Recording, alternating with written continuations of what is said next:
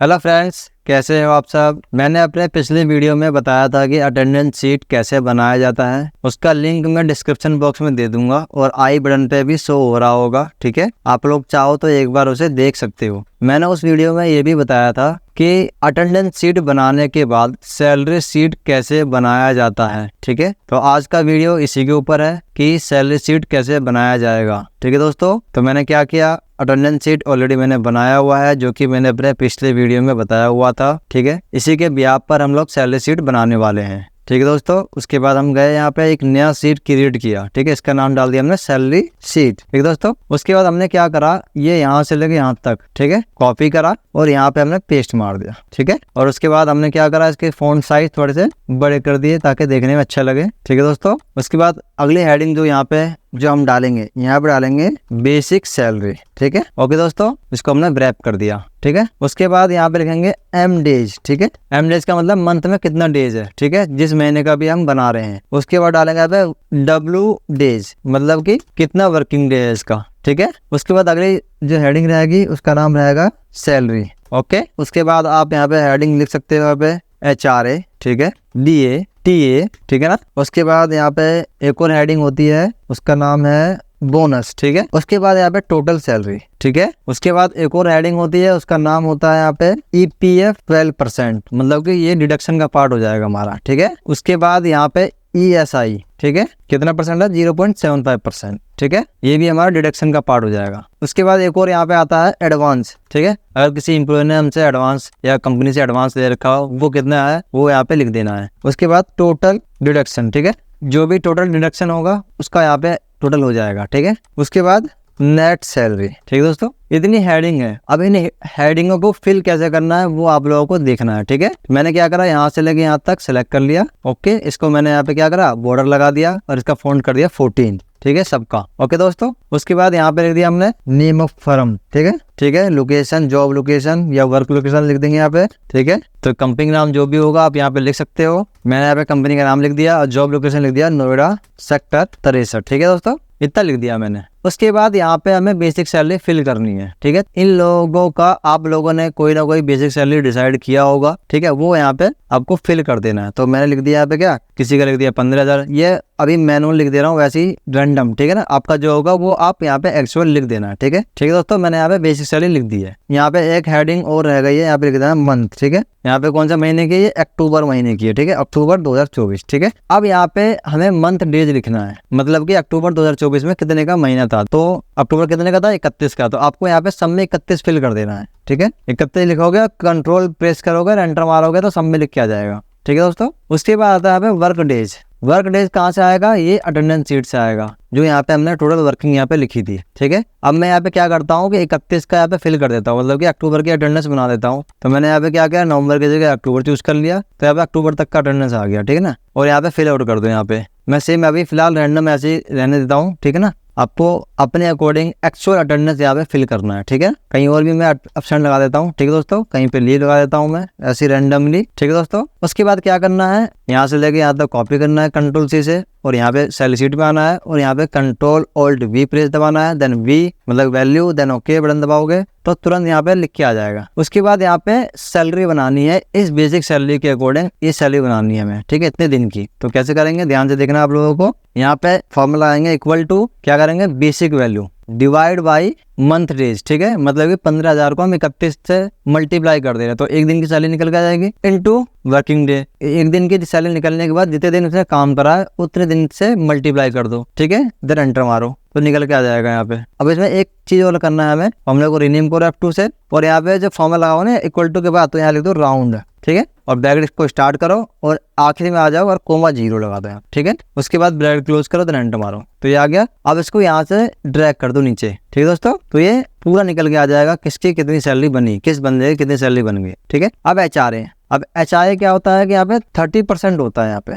ठीक है, इसको हमने रैप कर दिया। 30% निकलेगा किसका, बेसिक सैलरी का नहीं निकलेगा, जो हमारी सैलरी बनी उसका 30% निकालना है हमें। तो इक्वल टू राउंड। ठीक है, उसके बाद ये सिलेक्ट कर लिया सैलरी इनटू 30%। ओके, फिर कोमा 0 एग्जैक्ट उसके लिए राउंड के लिए, उसके बाद इसका ब्रैकेट क्लोज करा, देन एंटर मारा तो इसके HR कितना हुआ 4500 रुपए, इसको हमने पूरा ड्रैग कर दिया तो एज पर सैलरी सबका निकल के आ जाएगा। ठीक है, उसके बाद DA भी अराउंड 20% होता है, मतलब कि मैं अभी वैसे कैजुअल बता दे रहा हूँ, आपका जो होगा वो यहाँ पे आप कर सकते हो। ठीक है ना, इक्वल टू राउंड। ठीक है, उसके बाद बेसिक सैलरी जो हमारी बनी है अटेंडेंस के अकॉर्डिंग, कोमा इनटू 20%। ठीक है, कोमा 0, उसके बाद इसका ब्रैकेट क्लोज करा, देन एंटर मारा तो यहाँ पे इसका DA भी निकल के आ गया। ठीक है, उसके बाद TA ले लो, TA कितना होता है 10% होता है, या जो भी हो आप ले सकते हो यहाँ पे, इक्वल टू राउंड। ठीक है, सैलरी इनटू 10% और कोमा 0, उसके बाद इसका ब्रैकेट क्लोज करा, देन एंटर मारा तो निकल के आ गया। ठीक है, इसको ड्रैग करोगे तो सबका निकल के आ जाएगा। अब आता है बोनस। ठीक है, बोनस हमेशा होता है 8.33%। ठीक है, इसको हम लोग क्या करेंगे, व्रैप करेंगे, ओम में जाएंगे और व्रैप टेक्स्ट पे क्लिक करेंगे तो पूरा दिख जाएगा। उसके बाद इक्वल टू राउंड। ठीक है, बेसिक सैलरी हमारी ये हो गई इनटू 8.33%, कोमा 0, उसके बाद इसका ब्रैकेट क्लोज, देन एंटर मारेंगे तो सबका निकल के आ जाएगा यहाँ पर। ठीक है, ये हमारा अर्निंग का पार्ट हो रहा है हमारा, ये सब इसमें इतना हम अर्न कर रहे हैं। ठीक है ना, उसके बाद हम क्या करेंगे, टोटल सैलरी अब कितना हुआ, इक्वल टू सम। ठीक है, सम के बाद कहाँ से कहाँ तक, सैलरी से लेके बोनस तक, इतना हमने सिलेक्ट कर लिया। उसके बाद इसका ब्रैकेट क्लोज करा, देन एंटर मारा तो ये होगी हमारी टोटल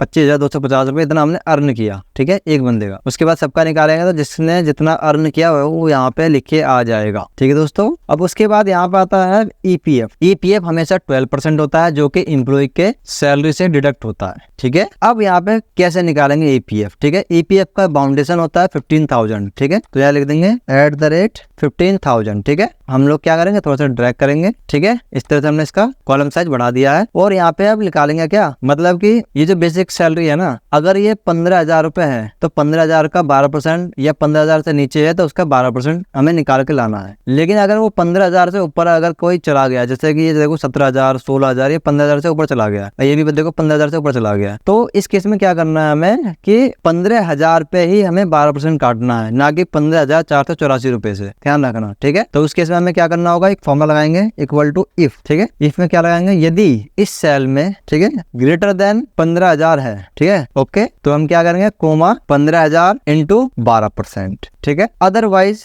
कोमा फिर से अगर 15,000 से ज्यादा नहीं है तो हम क्या करेंगे, इसका इस वाले सेल का, ठीक है, कितना निकालेंगे, 12 इंटू 12%। ठीक है, इसका ब्रैकेट क्लोज कर दिया। ठीक है, उससे पहले हम लोग क्या करेंगे, इफ से पहले राउंड लगा देंगे ताकि पॉइंट में वैल्यू नहीं आए। ठीक है, राउंड के बाद ब्रैकेट स्टार्ट करा और एंड में चले गए कोमा 0। ठीक है, उसके बाद इसका ब्रैकेट क्लोज करा, देन एंटर मारा, देखो यहाँ पे 1800 आ गया। इसको ड्रैग करोगे तो देखो जो 15,000 से जिसका ऊपर होगा वैल्यू उसका 1800 आएगा, बाकी उसी के अकॉर्डिंग आएगा। यहाँ पे जैसे यहाँ पे देखो 13,548 रुपए है तो 13,548 का 12% होता है 1626 रुपए, वो यहाँ पे आ गया। इसी तरह से ESI से भी होता है। ठीक है, ESI का बाउंडेशन क्या होता है, 21,000 रुपए, तो यहाँ पे @ मैंने 21,000 लिख दिया ताकि समझ में आ जाए। ठीक है ना, इसका कॉलम साइज हमने बड़ा कर दिया और यहाँ लिखा सेम कंडीशन, फॉर्मूला सेम रहेगा। मैंने क्या करा, बस फॉर्मूले को रीनेम करा, इस फॉर्मूले को कॉपी कर लिया। ठीक है, और यहाँ पे मैंने रीनेम करके फॉर्मूले को यहाँ पेस्ट मार दिया। अब जहाँ पे 15,000 है वहाँ पे 21,000 कर दो बस। ठीक है, 21,000 करने के बाद यहाँ पे जब 12% है तो यहाँ पे 0.75% कर दो यहाँ पे। ठीक है, और यहाँ पे भी 0.75, इतना चेंज करना है बस, बाकी फॉर्मूला सेम रहेगा। देन एंटर मारोगे तो यहाँ पे उसके अकॉर्डिंग यहाँ पे आ जाएगा। ठीक है, इसको ड्रैग करा तो सबका निकल के आ जाएगा कि कितना 0.75% होता है। उसके बाद यहाँ पे एडवांस है, अगर किसी बंदे ने अगर एडवांस ले रखा हो तो वो आप यहाँ पे लिख सकते हो। जैसे किसी ने नहीं लिया है तो 0 कर दो यहाँ पे। ठीक है, किसी ने लिया है 5,000 रुपए तो 5,000 लिख लो यहाँ पे, 2,000 लिख दिया किसी का। ठीक है, उसके बाद टोटल डिडक्शन, मतलब कि कितना डिडक्ट होगा एक बंदे की सैलरी से। ठीक है, तो इक्वल टू सम, डिडक्शन का पार्ट कौन सा होता है, यहाँ से लेके यहाँ तक, सिर्फ इतना ही। ठीक है ना, तो हमने क्या करा, सिलेक्ट कर लिया और ब्रैकेट क्लोज करा, देन एंटर मारा तो सम हो गया इन सभी का। इसके बाद नीचे ड्रैग कर, तो जिसका जितना डिडक्शन होगा वो यहाँ पे आ गया है। ठीक है, उसके बाद क्या करना है, नेट सैलरी निकालना है। तो नेट सैलरी हमेशा निकलता है किससे है, टोटल सैलरी में से टोटल डिडक्शन माइनस कर दो तो आपका नेट सैलरी बन जाएगा। तो कैसा होगा, equal to total salary minus total deduction. ठीक है, अब एंटर मारोगे तो इस एम्प्लॉय के खाते में इतनी नेट सैलरी जानी चाहिए। ठीक है, इसको हमने ड्रैग कर दिया तो सबका नेट सैलरी निकल के आ गया है। ठीक है, अब मैं क्या कर रहा हूँ, इन सभी का थोड़ा सा डिजाइन कर दे रहा हूँ। मैंने यहाँ पे सेलेक्ट कर दिया। ठीक है, और इसका होम पे गए और थोड़ा सा जो इसका बैकग्राउंड कलर है वो मैंने यहाँ पे चेंज कर दिया। ठीक है, उसके बाद एक चीज और कर दिया हमने, यहाँ से लेकर यहाँ तक इसका मैंने कलर दूसरा दे दिया। ठीक है, रेड कर दिया ताकि पता चले कि ये डिडक्शन का पार्ट है। ठीक है, उसके बाद यहाँ से लेकर यहाँ तक इसका मैंने दे दिया ग्रीन कलर, मतलब कि अर्न का पार्ट है। ठीक है, समझ में आएगा इसलिए मैं कलर कर दे रहा हूँ। ठीक है, उसके बाद अब हमें देखना है कि टोटल हमने सैलरी कितनी देनी है इन सभी कर्मचारियों की, कितना डिडक्शन है, कितना अर्निंग है, वो हमें क्या करेंगे, यहाँ पे नीचे आ जाएंगे और इक्वल टू सम, और यहाँ से लेके यहाँ तक सिलेक्ट कर लिया। उसके बाद इसका ब्रैकेट क्लोज करा, देन एंटर मारा, तो यहाँ पे सबका निकल के आ जाएगा। ठीक है, टोटल हमारा 2,94,939 रुपए सैलरी बनती है सभी बंदों की। अब कॉपी करा यहाँ से लेके और यहाँ तक पूरी हमने पेस्ट मार दी। ठीक है, तो सबका यहाँ पे टोटल निकल के आ जाएगा। उसके बाद यहाँ पे हेडिंग बना दो। ठीक है, इतना सेलेक्ट कर लिया मैंने, इसका साइज 14 कर दो। ठीक है, उसके बाद इसका मर्ज कर दो सेल को और यहाँ टोटल क्या लिखा है यहाँ पे टोटल। ओके, इसका सेलेक्ट कर लिया हमने और यहाँ पे क्या कर दिया, होम पे गए और यहाँ पे इसका बॉर्डर लगा दिया। नीचे भी कलर करना चाहो तो नीचे भी आप लोग कलर कर सकते हो। ठीक है दोस्तों, तो इस तरह से हम लोग अटेंडेंस के अकॉर्डिंग सैलरी शीट बना सकते हैं और सभी कर्मचारियों का जिसका वेतन बनता है उतना उसको ट्रांसफर कर देंगे। तो इसमें गलती होने का चांस ना के बराबर है। ठीक है, ये मैंने अपने अकॉर्डिंग बनाया है। आपका या आपके कंपनी का रूल कुछ और हो सकता है, यहाँ पे एचआरए कुछ और हो सकता है, डीए का परसेंटेज चेंज हो सकता है, टीए का परसेंटेज चेंज हो सकता है, लेकिन ये दो चीजें हैं ये चेंज नहीं होता क्योंकि ये हर कंपनी का फिक्स होता है। ठीक है ना, बाकी आप अपने अकॉर्डिंग बना सकते हो, यहाँ पे कोई दिक्कत वाली बात नहीं है। ये वाली एक्सेल शीट मैं डिस्क्रिप्शन बॉक्स में डाल दूंगा, वहां से आप लोग डाउनलोड कर सकते हो। ठीक है दोस्तों, इस वीडियो में इतना ही, मिलते हैं नेक्स्ट वीडियो में, तब तक के लिए बाय।